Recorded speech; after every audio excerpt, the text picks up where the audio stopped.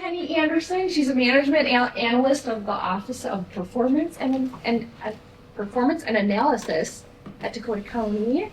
She's been doing this for 23 years with Dakota County. She also has worked with 360 communities, so a nice overlap there, and has a lot of amazing credentials to her name. But this presentation, like I said, I've seen it a few times, and it's just very eye-opening to continue to watch and see how Rosemount is changing, how Dakota County is changing, and what those impacts are going to mean for all of us in the next number of years. So thank you for being here today, Penny. Okay, thanks for having me. So as she said, I'm with the Office of Performance and Analysis, known as OPA, and our role in the county is to serve the residents, the departments, and the community partners by developing, analyzing, and evaluating information to improve Dakota County's programs and services. So I'm here today to share demographic and economic trends. Most of the data is at the county level, but I am including some Rosemount specific information where possible. So feel free to interrupt along the way with questions. If you'd like, you can ask questions at the end as well, but feel free to interrupt along the way. So today we're going to cover population characteristics, housing, and socioeconomic indicators. So, according to the Minnesota State Cartographer, both Hennepin and Ramsey counties are projected to decline in population over the next few decades. Dakota County, shown in dark blue here, is currently the third largest county in Minnesota. However, in just over a decade, in 2036, Dakota County population is projected to become the second largest county in the state, surpassing Ramsey County. And in 2047, Anoka County is also projected to surpass Ramsey County to become the third largest county in the state.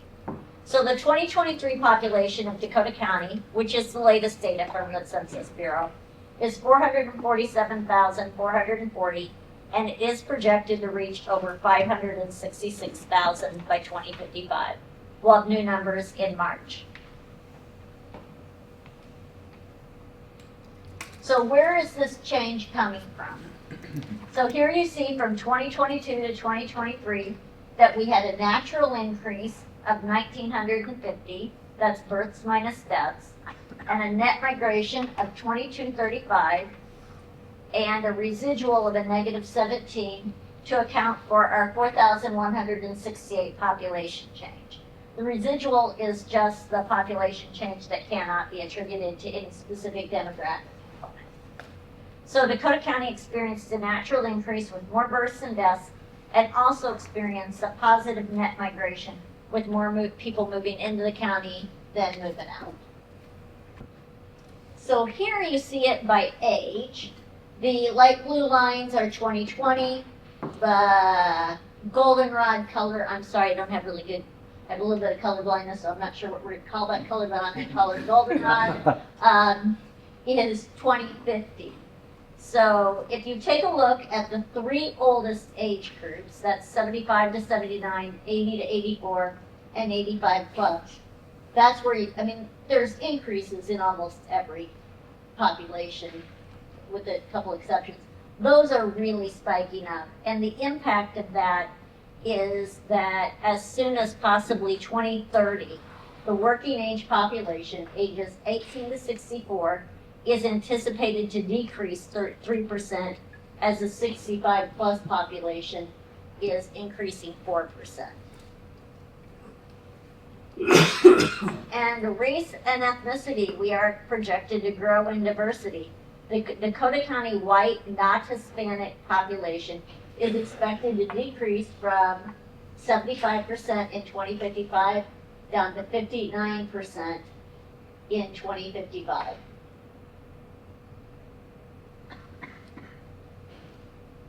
Language. 13.5% of Dakota County residents speak a language other than English at home, but that doesn't necessarily mean that they're limited English-speaking households. Some of those speak English very well, and only 5.5% speak English less than very well. The Census Bureau defines limited English-speaking households as households where no one in the household 14 and over speaks English only, over speaks English only, or speaks English very well. So the actual question on the American Community Survey asks how well the respondent in each household member speaks English, with answers of very well, well, and not at all. So that means that somebody that answered well, but didn't respond very well, would be considered limited English. So it might be overemphasized on that. On the flip side, it doesn't include the 14 and under, so it's undercounting that part. So within this, 5.5% of Dakota County households are considered limited English-speaking households. And unfortunately, the Census Bureau doesn't allow us to see the data more granularly.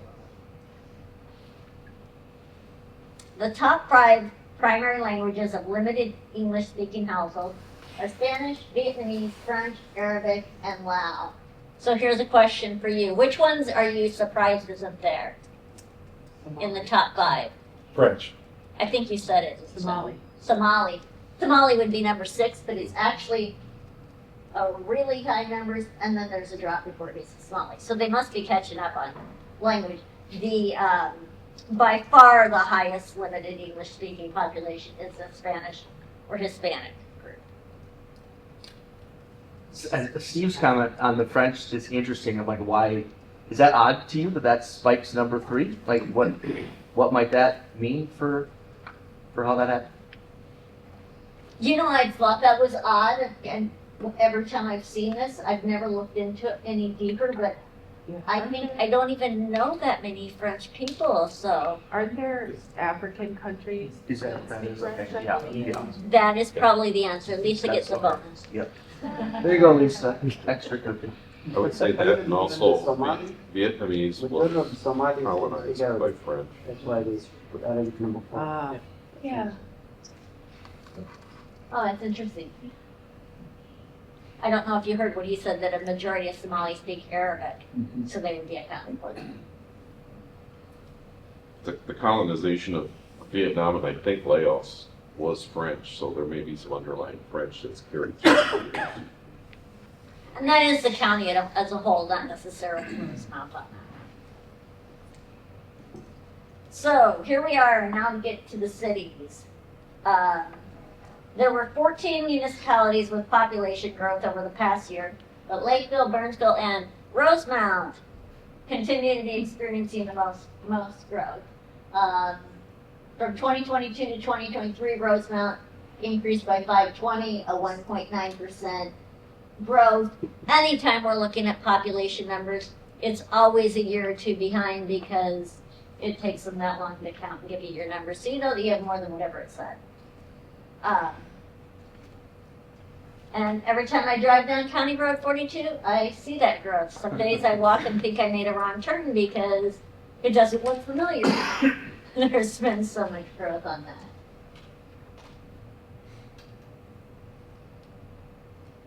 So this is projections for the largest cities in Dakota County from 2020 to 2050. The Rosemount's there in the light blue, and from, I'm gonna have to look at my notes. I look at the chart. I'm gonna have to reread the chart to recalculate.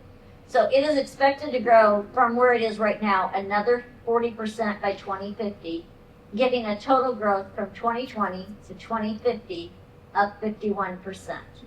The current population of Rosemount is 27,590, and the 2050 population is projected to be 38,732.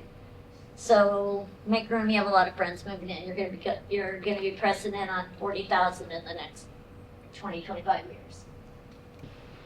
Here's a little bit of additional data from the Met Council Imagine 2050, where they are forecasting for the counties and cities.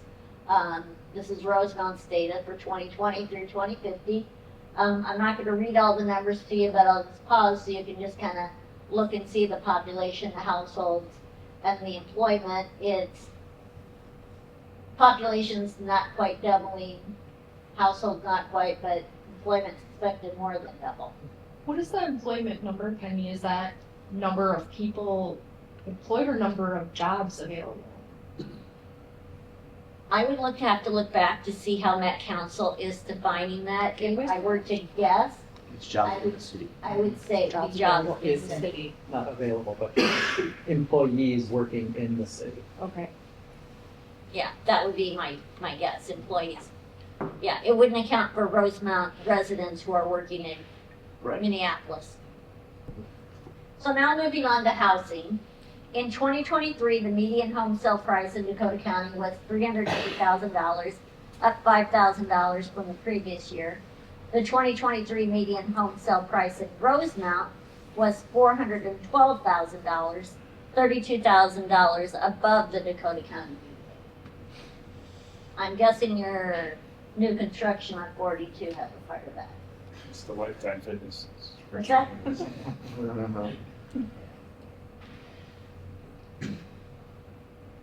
So this graph shows Dakota County's median household income, both adjusted for inflation and in real dollars. So the yellow line, not adjusted for inflation, shows an increase of 2.4% from $97,501 to $99,830. However, the blue line on top shows that when it's adjusted for inflation, this actually represents a 3.8% decrease over the year. And you don't get a pretty picture here, but I couldn't use the same data source to compare Rosemount and Dakota County because Dakota County we're using the ACS 1 year estimates, but you have to have a population of at least 65,000 to be in the American Community Survey 1 year estimate. So we're using the 5 year estimates. So we also changed to the 5 year estimates for Dakota County for this slide to compare. And Rosemount median household income is $127,247, as opposed to Dakota County's at $105,212. Do you know how that Rosemont number compares with other cities in Dakota County? I think we've always heard that our household income is on the upper end, but I just wonder if there's confirmation of that.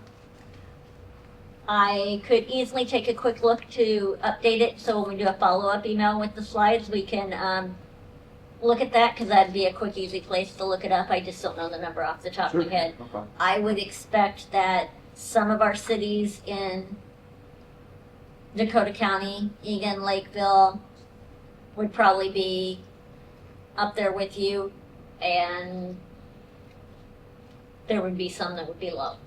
I don't want to guess at which ones are lower. One thing, just to interrupt, just so you guys know, Penny has given us all the slides, so I can send that all around afterward. Plus Doug is recording it for us, so I'll send the recording in case you want to share it with anyone. And then I'm writing down any questions that she doesn't have the answer to right away, so I'll follow up with all of that. Thank you.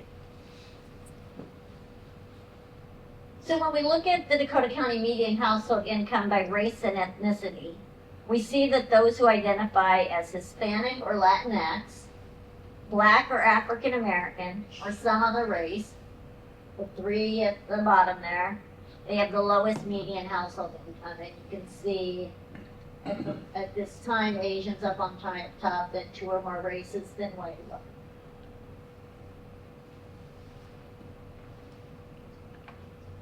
So what does it cost to live in Dakota County? I'm sure that everybody could argue these numbers. These are off of Minnesota Deeds cost of living tool. So this is what they say that it costs to live in Dakota County. So at $71,735 for the 2023 cost of basic needs in Dakota County, an hourly wage of $22.99 is needed to meet basic needs for a typical family in Dakota County. Defined here as one adult working full-time, one working part-time, and one child. And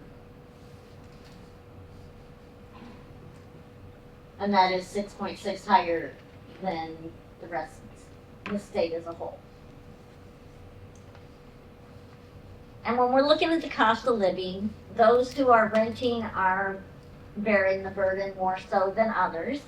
This chart shows the number of rental units by price from 2015 to 2023.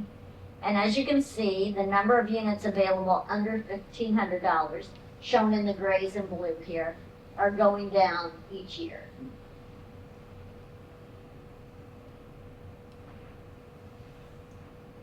And the 2023 median rent in Dakota County was $1,585, up 8.8% from 2022.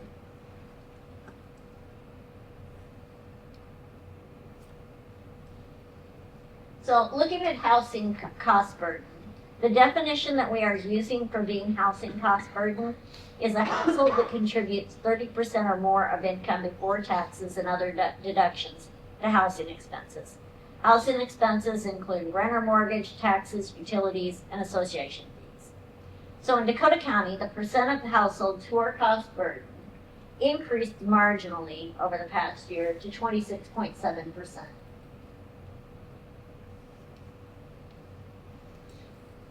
And new tables were released this year by the American Community Survey to allow us for the very first time to explore and compare the percent of Dakota County households by race and ethnicity that are paid 30% or more of income on housing costs. So this is broken down by those who own with a mortgage, owned units without a mortgage, and then rented units. So note that the bar chart shows the percent of each race that pays 30% or more. For example, at the very top, we see that 31% of Asians in owned units with a mortgage pay 30% more of their income on housing costs. If you look at the bottom lines for the rented group, it appears that a substantial percent are cost burdened regardless of race. The overall homeownership rate is 72.7%. I think I skipped it. So homeownership rates by race and ethnicity. The Asian population homeownership rate is increasing. Hispanic, Black, or African American, and those identifying as some other race are decreasing in home ownership rate, and the overall home ownership rate is 72.7%. Penny, do you know how that compares to like the rest of Minnesota? That seems pretty high to me. Dakota County is higher than on home ownership rate. If you looked out on the Dakota County website at Dakota County Community Indicators at home ownership rate, I believe we have a chart that doesn't go into the race and ethnicity. I don't think it compares by race and ethnicity. No, if you compare the overall home ownership rate for each of the counties, you can look at each county separately for by home ownership, but it is out there, and yes, we are higher. I mean, the metro areas in general are higher than the rest of the state, but we're up there with it. I'd have to look to see for sure where we are, but we're up near the top. So jobs and wages. So now we're moving on to the socioeconomic indicators. We're starting with data on jobs. This bar chart, which is from MND, I believe, displays the percent of jobs located within Dakota County that had average legal wages above 200% of federal poverty guidelines. In 2023, that was a job that earned $60,000 per year, $28.85 per hour for a family of four. So looking back a few years on this chart, you'll see that the percentage of jobs exceeding 200% of the federal poverty guidelines reached its highest point in 2020 and has declined a bit since. Continuing with wages, this chart illustrates the increase in average weekly rates for jobs located within the county, as well as the increase in wages needed to be 200% above the federal poverty guideline.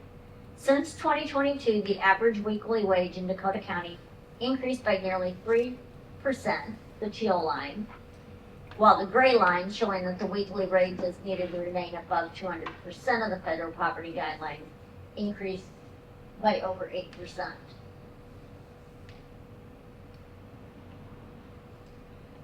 So moving to unemployment rates. Dakota County has continuously remained below state and national averages, with the annual unemployment rate in 2023 at 2.7%. The chart here provides a closer look at the monthly rates between January 2023 and September of 2024, as there's been some fluctuation over the last 18 months. However, the county unemployment rate has ticked back down the last couple of months at 2.8% September, 2.5% in October, and I don't have the more recent months, I have not pulled those.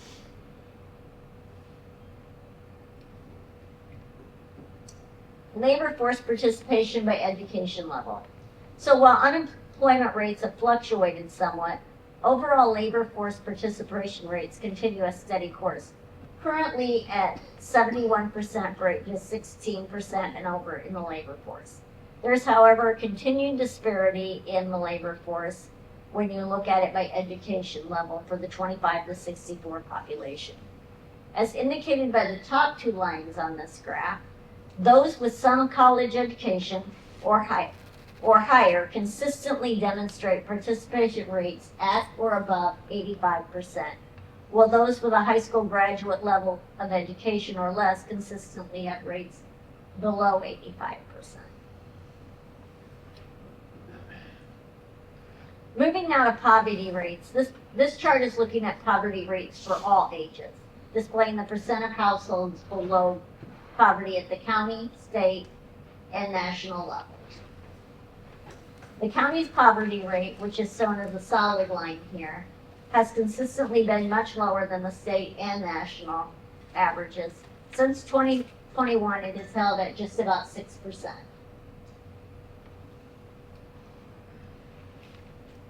And then here you see, I couldn't get directly to Rosemount, but I was able to get to the school district for looking at poverty rates. And so here you're seeing the poverty data for school-age children, and District 196 is holding steady at a 5.5% poverty rate, which is below the 6.2% county average.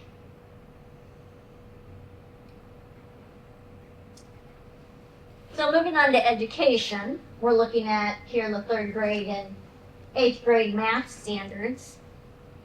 The line graph on top shows that the percent meeting or exceeding the reading standard, while the bottom shows the percent meeting or exceeding the standards for math.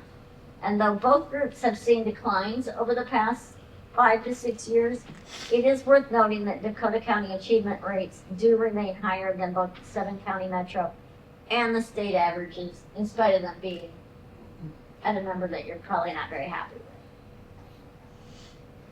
And not shown on this chart, as there's been little to no change, graduation rates in the county have remained steady between 86 to 87% over the past decade. Adult education. So if we look at adult education levels, the trend of rising educational attainment in the county among adults 25 and older continues. In 2023, 56% of residents held an associate's degree or higher, compared to 51% in 2013. Health uninsurance. The last couple of charts are regarding health uninsurance. Starting with the uninsured rate for all ages, which in Dakota County remained at or below 4% from 2015 to 22, with a marginal increase in 2023, as indicated in the teal line. The text below the image also notes a positive change in health insurance coverage for individuals with disabilities. From 2022 to 2023, the uninsured rate among this group decreased by 2%. And then health uninsurance by age. This bar chart displays 2020 health insurance rates by age groups. Over the past decade, the 19 to 25 age group has consistently shown the highest uninsured rates. However, the under 6 age group experienced the most significant increase from 2022, with uninsured rates rising by nearly 4%. And trendline is unavailable due to the numerous changes in age cohorts that have taken part over the past 10 years. They keep changing how they're grouping the ages, making it hard to compare. So finally, I'd like to highlight I'm going to go onto the web to show you where we do if you want to explore further. It is always there available for your... Okay, so here on the left, you see the various indicators that we have that you could explore. There was a question earlier about, was it median household income or was it, no, it's home ownership rate, right? There was one, yeah, there were questions on both of those. So on home ownership rate, down here at the bottom, you see a comparison of the rates, and it looks like Anoka and Carver beat us out on home ownership rates. We're number 3 there on it, but I don't have the rest. We tend to look at the metro as opposed to the whole state, but Ramsey's down at 59%. But there's population, household types, home sale, unit, rental prices, foreclosures, public assistance, mortality rates, child maltreatment, crime rates, traffic safety, even down to pavement condition, water quality, etc. So feel free to explore this. As new data comes out, we try to keep it as up to date as we can. Thank you, Penny. Yeah, Thank you. Thank you. Thank you.